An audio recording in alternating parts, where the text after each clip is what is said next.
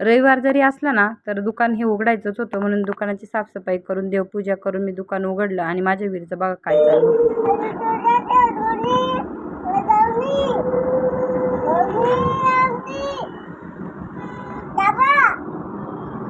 काय हॅलो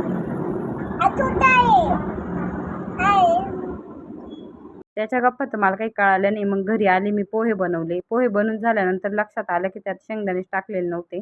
त्यानंतर त्यांना टोस्ट आणि चहा दिला. आणि रात्रीच्या ज्या बट्ट्या उरल्या होत्या ना त्याबद्दल म्हणायचं जर म्हटलं ना, एखादा पदार्थ जर आपण पहिल्यांदा जर खाल्ला ना त्यावर नाही का चुकीचे कमेंट दिला ना तर मग म्हटलं यांच्यासाठी कधीच आता दालभट्टी बनवणार नाही मी.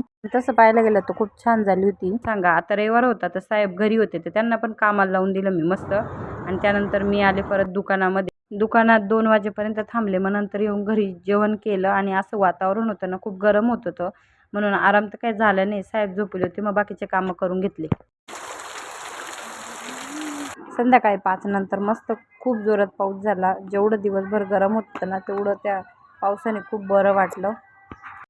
रात्री जेवायला पाहुणे आले होते आणि काही पाहुणे लेट झाले, म्हणून बाकीच्यांना जेवायला दिलं. आता तुम्ही म्हणाल का मेनू सांगणार नाही का, तर नाही सांगणार, कारण मेनू असा होता ना जो माझ्या बिलकुल आवडीचा नव्हता. तर भेटूया आपण पुढच्या व्लॉगला. Bye bye.